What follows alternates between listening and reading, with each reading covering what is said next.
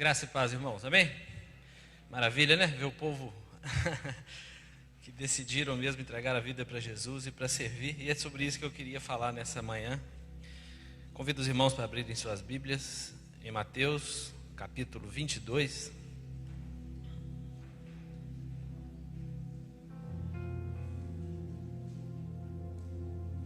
Versículo 37.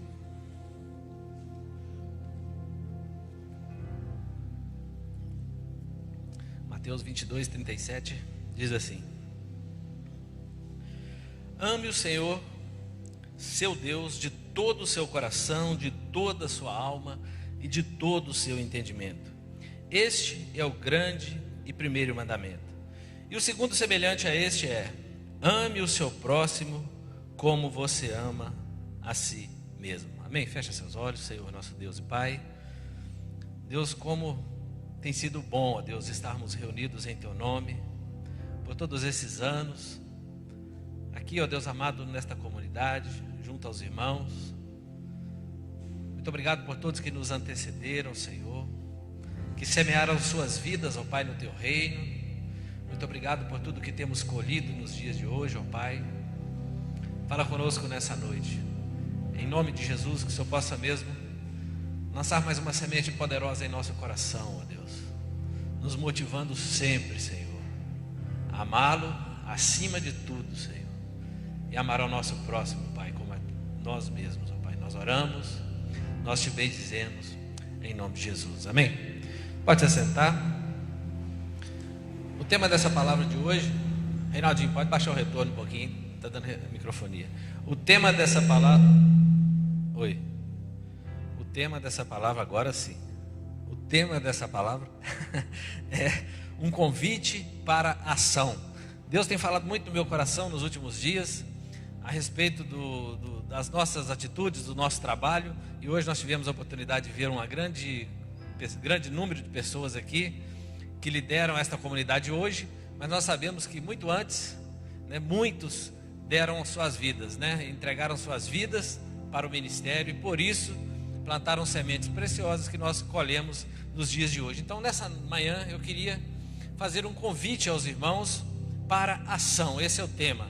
Eu sei que nós já temos trabalhado muito no reino, tem muitos que já têm investido tudo que tem o seu tempo, mas talvez nós podemos fazer ainda um pouco mais. E nesse texto Jesus vai nos ensinar que nós, como cristãos, nós devemos amar a Deus sobre todas as coisas, de todo o nosso coração, de toda a nossa alma, de todo o nosso entendimento, e ao próximo como a nós mesmos. Lá em João 35, Jesus uma vez também, falando ali com Nicodemos, ele vai dizer que quem não nascer da água e do Espírito não pode entrar no reino dos céus. Ele está falando que nós devemos nos morrer para o velho homem e nascer novamente. Ele está falando de um novo nascimento, de uma mudança completa, 100% de quem éramos para quem somos agora no reino de Deus. Isso tem que estar na nossa mente, porque nascer da água e do Espírito, nós precisamos de nascer da palavra, sermos lavados, purificados pela palavra de Deus. E o Espírito Santo de Deus precisa ser aquele que nos move a cada dia. Mateus 9,17 vai dizer, também vai dizer que não se põe vinho novo em odre velho.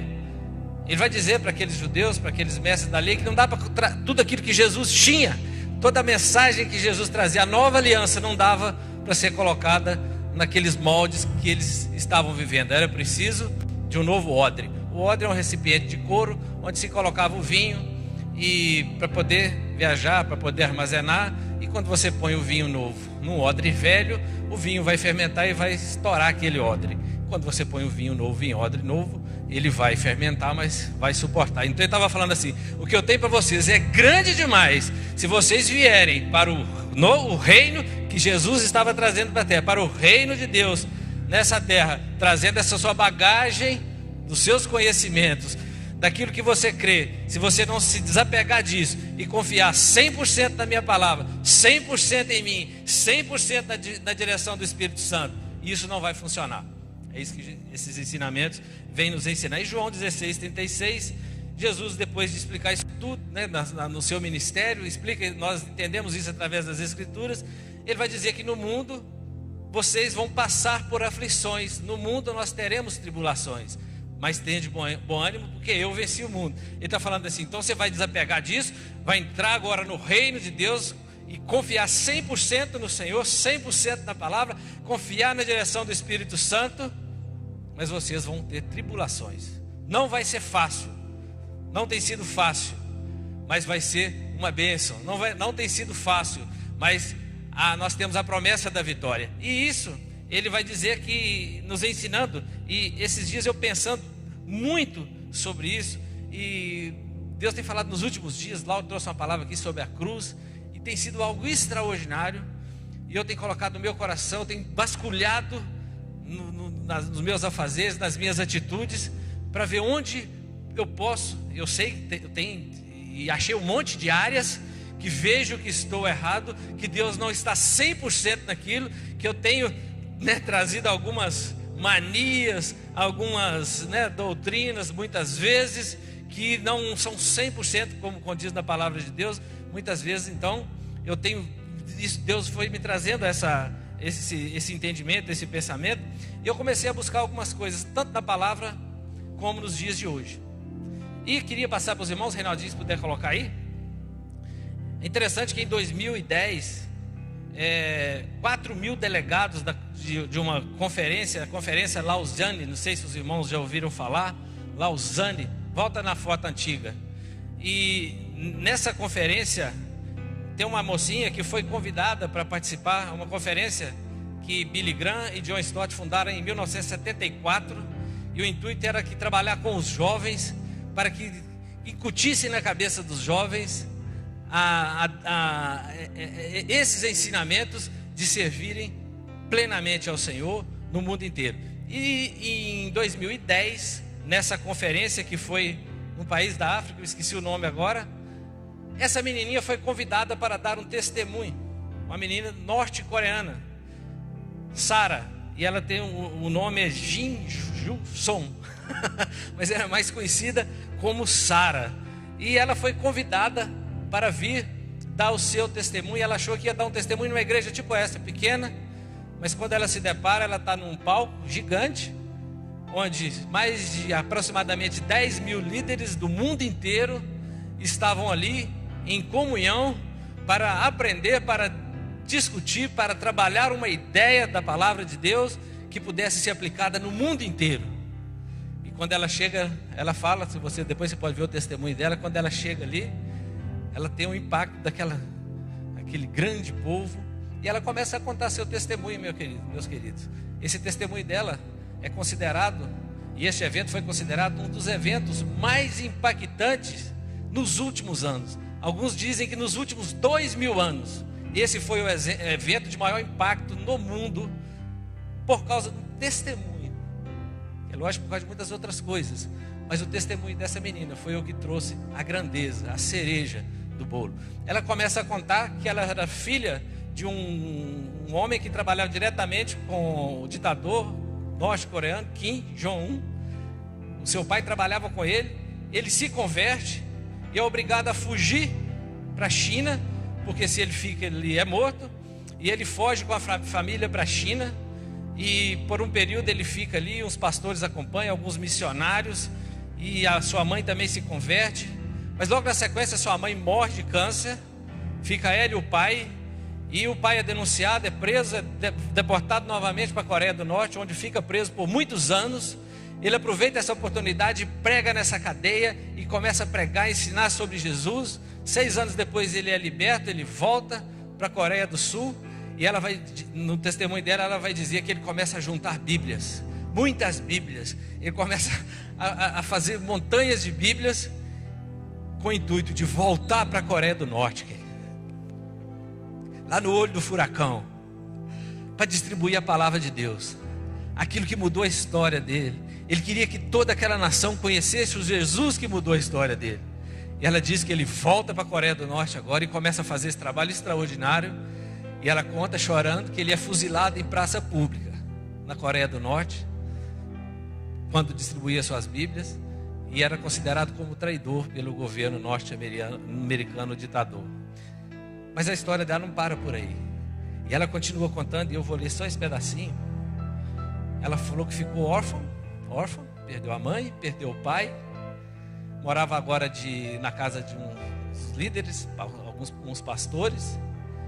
Aí poderia pensar assim: que Deus é esse que meu pai está servindo? Que Deus é esse que tirou minha família? Tirou nossos bens?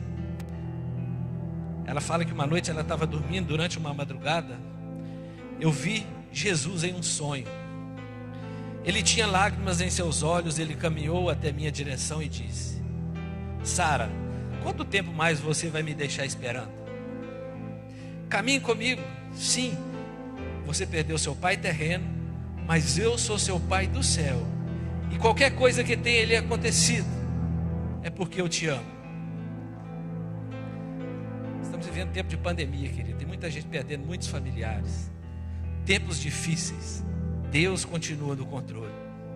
Tudo que tem acontecido, por mais que não entendamos, é porque Deus te ama. É porque Deus nos ama. Interessante que ela fala que depois que acordei do sonho, ajoelhei e orei a Deus pela primeira vez. Naquela noite percebi que Deus, meu Pai, me ama e se importa tanto comigo que enviou seu filho Jesus para morrer por mim. Eu orei, Deus, aqui estou. Eu te entrego simplesmente tudo. Te dou o meu coração, minha alma, minha mente. Por favor, usa-me conforme a sua vontade.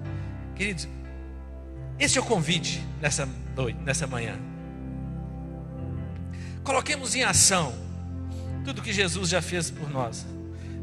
Nesse dia, ela entregou tudo que tem, tudo que sou, né? Ela colocou tudo nas mãos do Senhor, o seu coração. E ela falou: e seja feita a sua vontade. Sobe aí, Reinaldinho. É interessante que nesse mesmo dia, uma pessoa que estava participando desse congresso, era diretora de uma faculdade, se não me engano, na China, convidou essa menina, deu uma bolsa de estudo, levou para a China, ela se formou. Isso foi em 2010, tem 10 anos. Ela se formou e hoje ela cuida de refugiados da Coreia do Norte, na China, e também da Coreia do Sul. E ela diz que reuniu esses refugiados para orar, para clamar a Deus por eles, mas eles começaram a parar de vir, queridos. Ela foi entender por quê, sabe por quê? Eles tinham tanta fome que eles não tinham força para ir. Queridos, muitas vezes nós queremos servir a Deus, nós oramos pelos irmãos, mas é tudo que nós podemos fazer? E ela foi, logicamente, começou a os alimentar, se associou lá com esse restaurante, contratou essas pessoas para trabalhar nesse restaurante. Agora eles já tinham recursos para sustentar, e eles começaram a voltar para as reuniões de oração, se converteram ao Senhor Jesus e começaram a ver como Deus é maravilhoso e age através das vidas das pessoas. Eu fico pensando muitas vezes, né? Tem uma frase que ela disse assim, que ela disse nessa reunião, nesse congresso. Ela disse assim: eu sei que o Evangelho é verdade. Você sabe, querido, que isso aqui é 100% da verdade que nós precisamos para viver, para nos locomover, para agir. Semana passada uma pastora pregou aqui, pastora Luciene, que nós vimos aqui hoje no telão. Ela pregou e trouxe uma mensagem. Ela falou uma coisa que também impactou meu coração.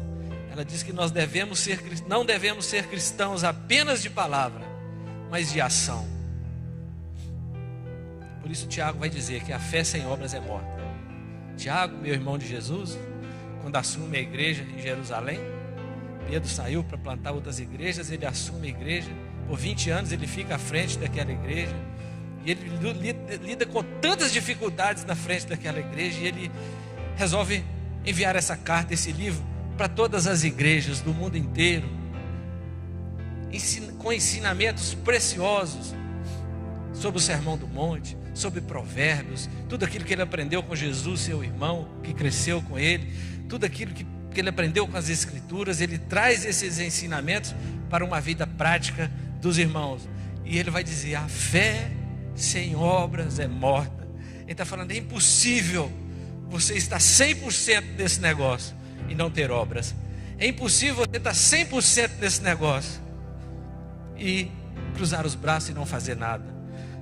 É interessante que Tiago vai dizer lá na frente, até em Tiago 5, ele vai dizer que se tem alguém sofrendo, haja, querido, chame os presbíteros da igreja, e estes vão orar sobre o enfermo, vão ungir com óleo. Ele vai levantar o enfermo, multidões de pecados serão perdoados. Ele está falando assim: você está alegre? Louve a Deus, cante louvores. Ação. Ele está falando o tempo inteiro, ação. E ele vai falar, querido, sobre o poder da palavra. O que você tem dito? Ela disse: Senhor. A menina diz: a minha alma, eu te dou o meu coração, minha alma, minha mente, minha força. Por favor, usa-me conforme a sua vontade. Sabia que Tiago compara a nossa língua, aquilo que expressamos, aquilo que falamos, as nossas atitudes, como o leme de um navio. Ele fala que a língua é um pequeno órgão, e ele compara com o leme de um navio, que quando esse leme é bem usado, quando o piloto é perito, quando o marinheiro ali no seu gênero, no seu comandante do navio, quando ele é um cara expert, pode vir tempestade, pode vir o que for, que ele conduz aquele navio na rota que ele precisa passar.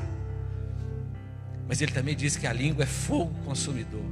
Com a língua muitos abençoam e muitos amaldiçoam. Muitos da igreja dele queriam ser mestres, queriam participar. E ele vai dizer: cuidado com aquilo que vocês almejam, porque vocês pregam uma coisa e fazem outra. Ele não estava trazendo uma crítica destrutiva. A ideia de Tiago é que eles antenassem, que eles entendessem essas verdades e as praticassem em prol do reino de Deus e das suas vidas. E é interessante que quando eu fico olhando para esses textos, eu me lembrei da parábola do bom samaritano, onde Jesus vai sendo ali, né, o intérprete da lei o coloca à prova ali e começa a perguntar a ele, né, o que é preciso fazer para ter a vida eterna. E Jesus vai perguntar para o intérprete, né, o que você me diz, o que está escrito na lei, como você entende? Ele falou: ame ao Senhor teu Deus de todo. Ele sabia, estava na ponta da língua, mas na verdade ele falava, mas o seu rumo era outro. E Jesus então lhe propõe a parábola do bom samaritano, e ele vai dizer que um homem descia de Jerusalém para Jericó, e os salteadores vieram e roubaram tudo que ele tinha, bateram nele e deixaram ele à beira do caminho, machucado, sozinho. E ele começa a mostrar para aqueles mestres da lei, ele começa a dizer, alguns acreditam até que não é uma parábola, que essa história acontecia muito naquele tempo no meio deles, pela tamanha hipocrisia.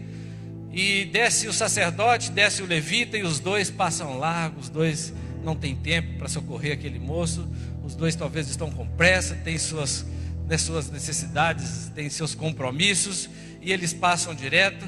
Talvez acabaram de sair de um culto como esse, né? Um dia abençoado, já pregaram, já fizeram a sua parte, e estão indo para casa e deixa aquele moço lá.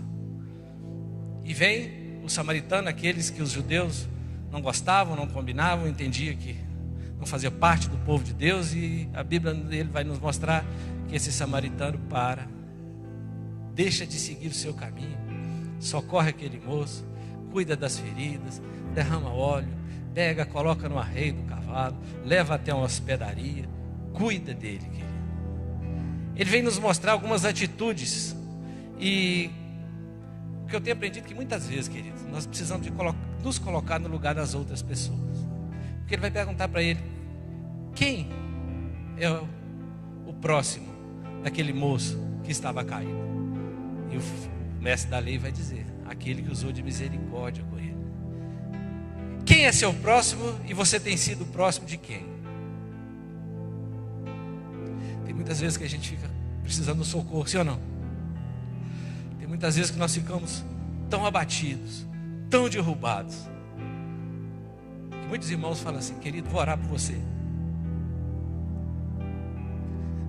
E a bênção, querido, vou entrar num propósito de oração com você, é bênção.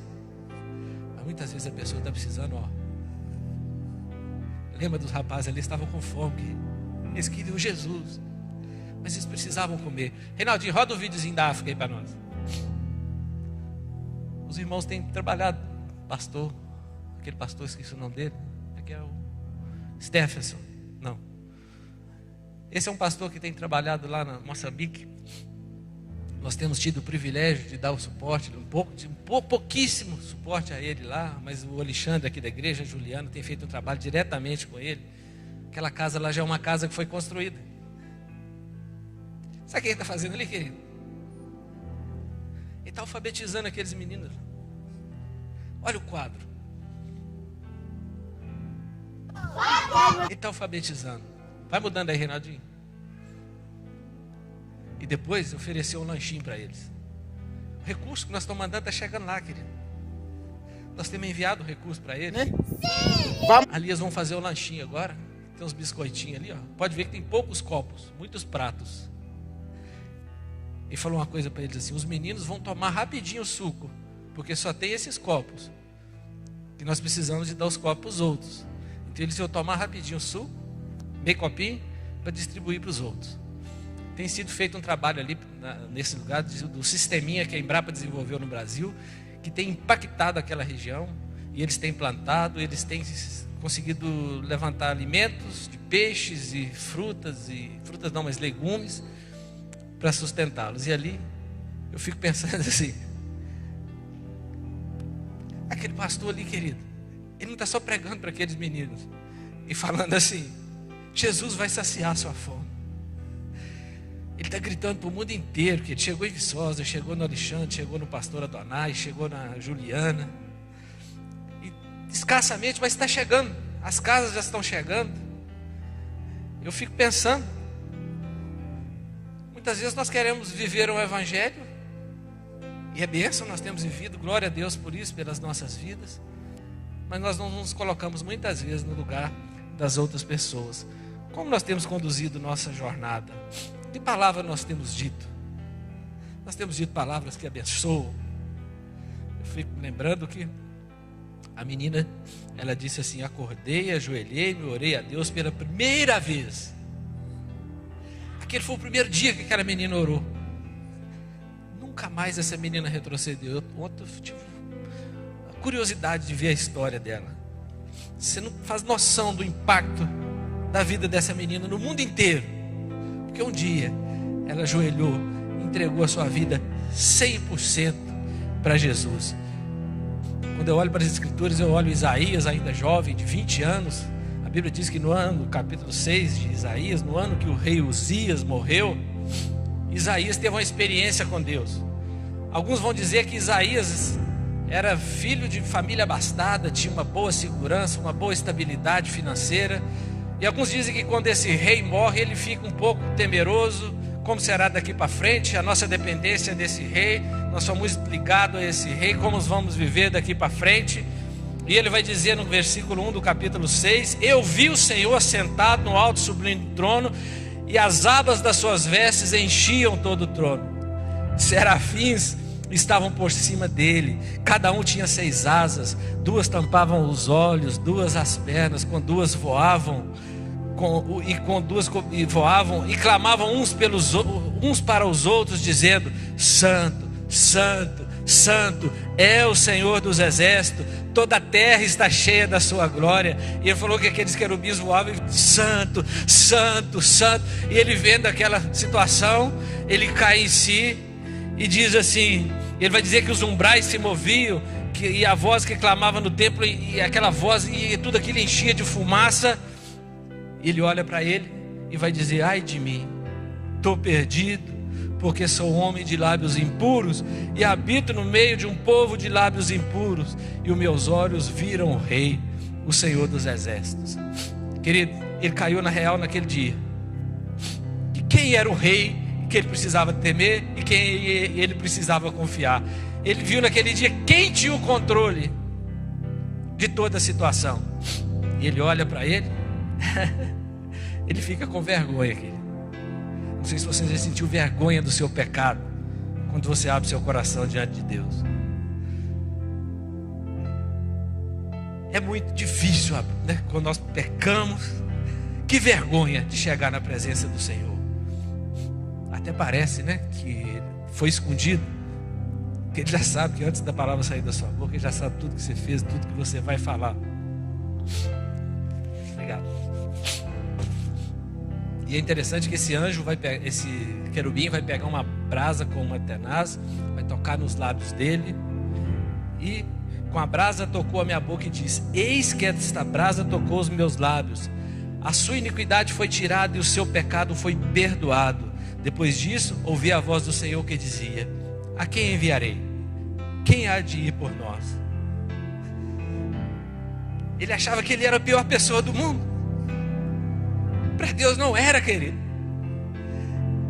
A única questão era que ele precisava de ser perdoado dos seus pecados. Ele precisava se arrepender e ele não faz. E quando ele faz, ele é perdoado. As suas iniquidades estão perdoadas. E o Senhor lhe pergunta na hora: quem enviarei? Quem vai por nós? Pensou? Trono, os querubins. Deus pergunta: pastor César, pastor César, quem vai por nós lá em Piranga? Ele disse assim: eis-me aqui. Igual a menininha falou: Senhor, te entrego tudo que tenho, tudo que sou. E nós sabemos que esse homem foi um dos profetas maiores, aquele que mais profetizou, que apontou para Cristo, que profetizou sobre Jesus.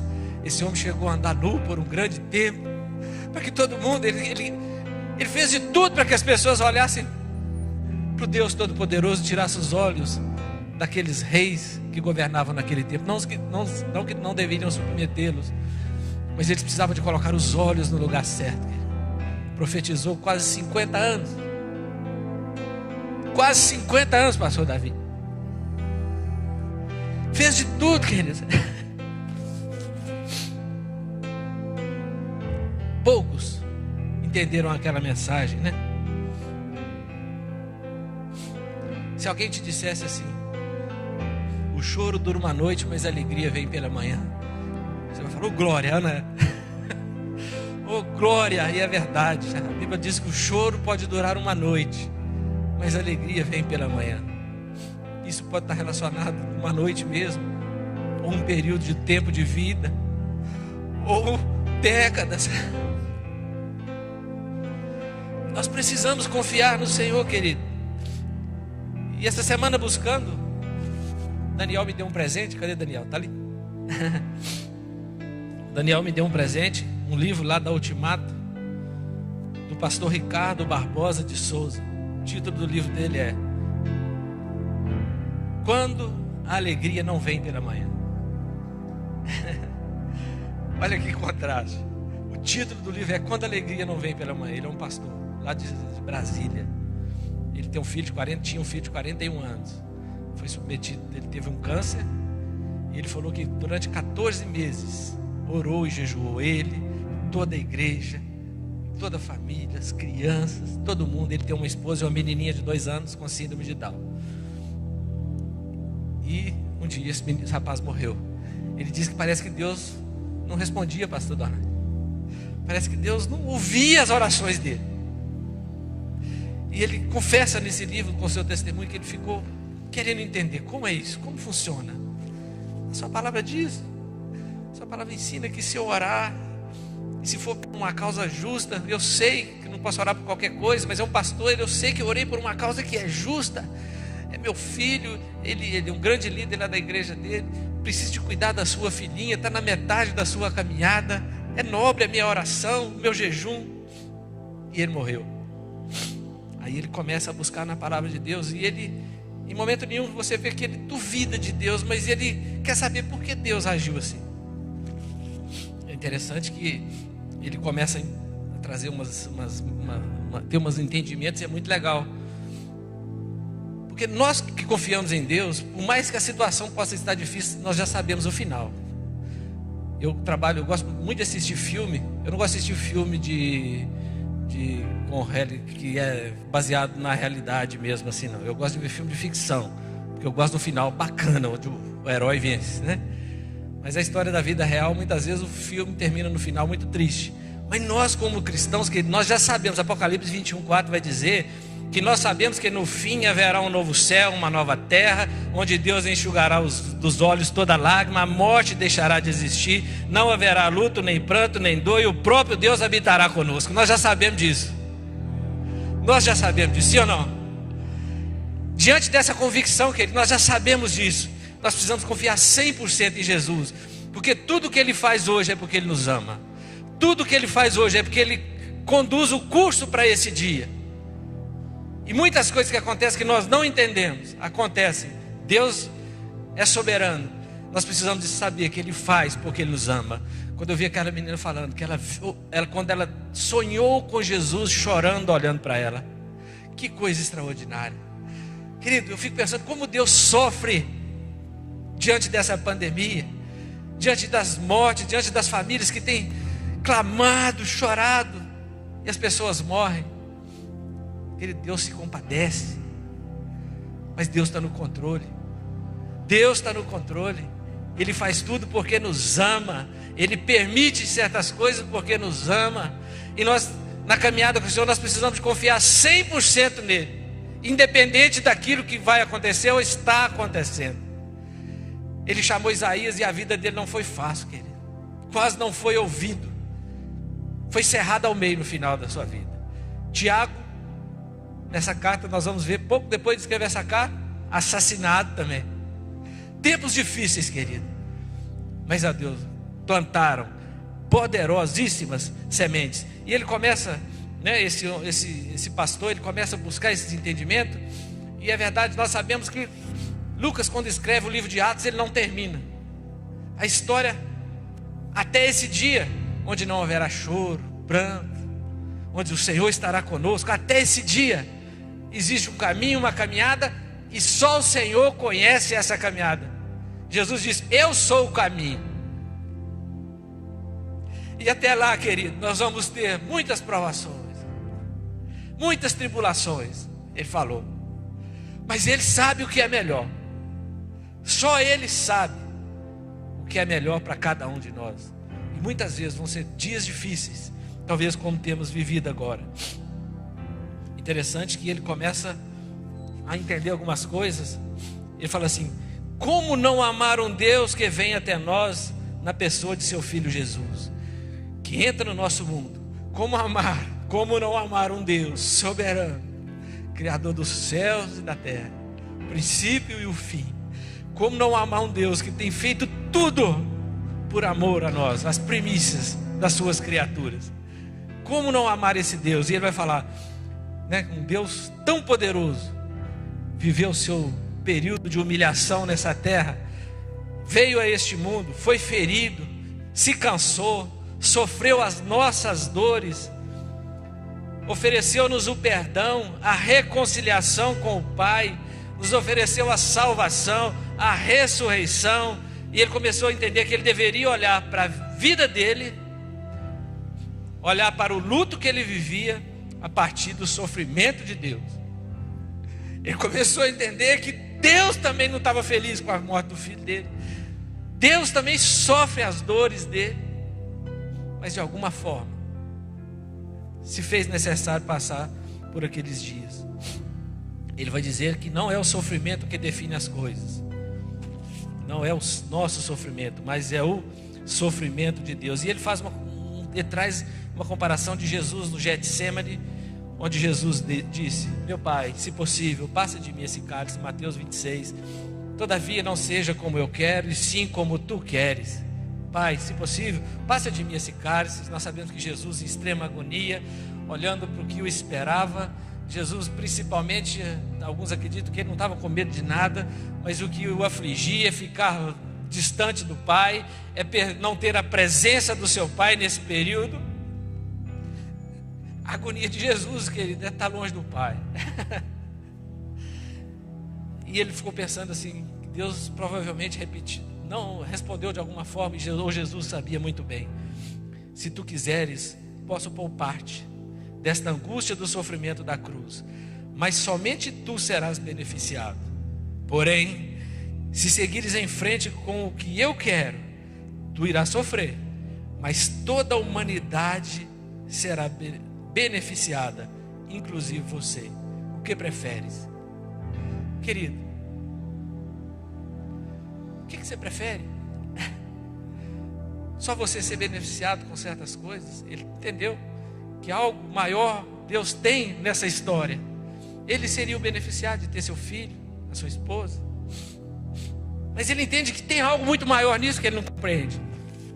Mas que ele aceita de Deus, que ele reconhece que é de Deus. Ele falou que a cruz foi a resposta mais eloquente de Deus ao clamor mais profundo do ser humano. Ele falou que quando nós oramos, parece que Deus não responde, mas Deus responde, querido. Se Deus fala sim, nós nos alegramos e já sabemos que Ele respondeu. Mas quando Ele fala não, quando Ele fala espera, aí nós não queremos entender. Aí nós achamos que Ele não responde, nós achamos que Ele não fala. E Ele falou que quando você ora e Deus não responde, a oração está respondida. Deus está no controle, Deus está fazendo tudo por amor, Deus está guiando o curso, esse curso para algo muito maior. Deus está ouvindo, por isso não esmoreça na hora de orar. Essa semana nós íamos orar aqui na sexta-feira, eu e Alexandre. Que momento extraordinário. Convido os irmãos, toda sexta nós vamos estar aqui, Mateus, 10 horas da noite. Já começamos. Quem quiser vir, 10 da noite. Por enquanto os homens, nós somos machistas. Brincadeira. É porque, como é mais tarde assim, a gente está começando a oração dos homens aqui. Tá? Depois a gente vai para todo mundo. Porque a gente está começando. E nós orávamos aqui. E eu ficava pensando nesses meninos aqui que eu tinha recebido esse material. E é interessante que, enquanto eu orava assim, eu fiquei pensando aqueles pratinhos ali, aqueles meninos, você viu que eles estão bem gordinhos assim, para a honra e glória do Senhor. Na hora me veio a memória de Jesus multiplicando os pães e peixes para aquela imensa multidão, querido. Aquele monte de copinho no chão, Tatão, mas o alimento está chegando lá. Eles estão sendo alimentados, querido.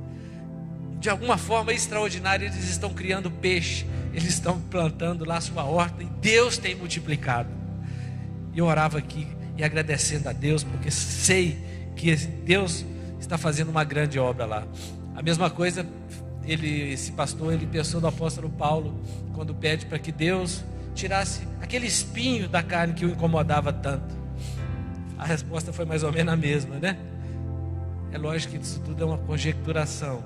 Paulo, posso remover o espinho que por algumas vezes você me pediu para te aliviar desse sofrimento, mas posso ajudar-te a entender e experimentar a minha graça, que é suficiente para suprir todas as suas necessidades, inclusive essa. Ele falou para Paulo assim: Paulo, eu posso até tirar, eu vou te aliviar, mas eu prefiro que você fique com ele, porque aí você vai depender de mim, você vai estar comigo, né? Nós vamos fazer juntos, né? A minha graça te basta, né? O meu poder vai se aperfeiçoar em você, você vai poder ter... A ideia, Deus queria continuar naquele projeto junto com Paulo, e aquela foi uma oportunidade que as escrituras não mostram, que Deus não quis que ele fosse tirado aquele espinho da carne, porque o poder dele se aperfeiçoava em Paulo de alguma forma por causa daquela situação. Portanto, querido, a Bíblia também nos ensina que Abacuque ora, clama a Deus por um tempo que parece que Deus não estava nem aí para o povo judeu, não estava nem aí para o povo dele. E ele começa a clamar a Deus e começa a buscar a presença de Deus, e Deus vai responder. E no final, querido, ele vai fazer uma oração e vai dizer assim: ainda que a figueira não floresça, ainda que não haja fruto na videira, ainda que a colheita de oliveira decepcione e os campos não produzam mantimento, ainda que as ovelhas desapareçam do aprisco e nos currais não haja mais gado, mesmo assim eu me alegro no Senhor e exulto no Deus da minha salvação. Era inevitável, querer o cativeiro, mas Deus mostrou para ele que ele estava no controle, que aquilo tudo conduzia para Jesus, conduzia para o fim que Deus já planejou. Então ele, agora entendendo isso, ele falou assim: pode faltar comida, pode faltar tudo, só não pode faltar a sua presença, Senhor, porque eu sei que tudo que o Senhor faz é por amor ao seu povo, pelos que viviam naquela época, por os que viriam, por nós que estamos aqui, pelos que virão, para que um dia nós possamos chegar lá no fim da história. Então, queridos, de alguma forma extraordinária, Deus vem trabalhando nas nossas vidas durante décadas, séculos, conduzindo essa história para esse final que nós já conhecemos e de muitas formas que nós não entendemos. Mas nós precisamos continuar confiando, porque como ele usou aquela menina, como usou Isaías, como usou Abacuque, como tem usado essa liderança, ele vai te usar em nome de Jesus, amém? Se disponha, querido. As maiores experiências é quando nós nos dispomos. Aprenda a se colocar no lugar do irmão. Eu me lembro quando eu vinha de Pedra do Anta para a escola, tomava meu banhozinho para pegar o ônibus em Pedra do Anta, 3 da tarde, lambia meu cabelinho de lado assim, pegava a estrada, muita poeira, e eu ia de manhã para trabalhar na oficina, voltava na hora do almoço, ia depois do almoço, voltava para tomar banho rápido e voltava para ir para a escola à noite, chegava em casa meia-noite. Aí nessa ida, tinha dia que eu fazia a pé. Eu ficava assim, Senhor, eu podia pegar uma carona? Ia ser tão bom a carona, porque já estava com meus 14, 15 anos, eu queria estar mais bonitinho, né?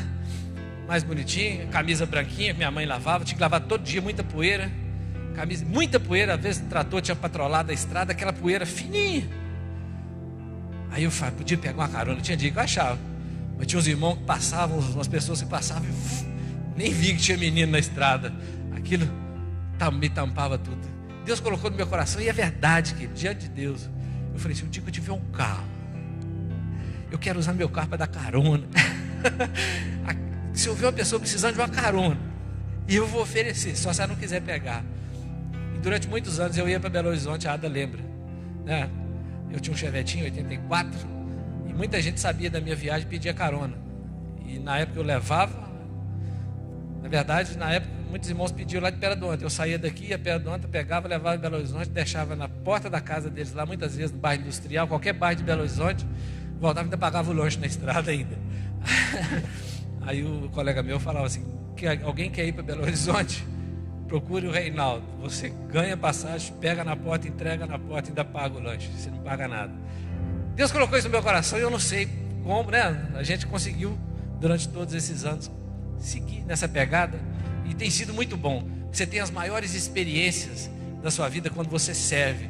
Esses homens aqui, ó, foram cerrados ao meio, foram assassinados, queridos, mas eles viveram a maior aventura da vida deles com Jesus nessa terra. A gente não tem noção do que eles viveram com Jesus nessa terra, porque confiaram 100% dele, porque eles já conhecem o final. Isso que nos acontece aqui é só para dar continuidade na nossa caminhada, mas o final já está preparado. Então, querido, essa tem que ser a minha e a sua mentalidade. Confiar 100% no Senhor, 100% na palavra de Deus, em nome de Jesus, amém?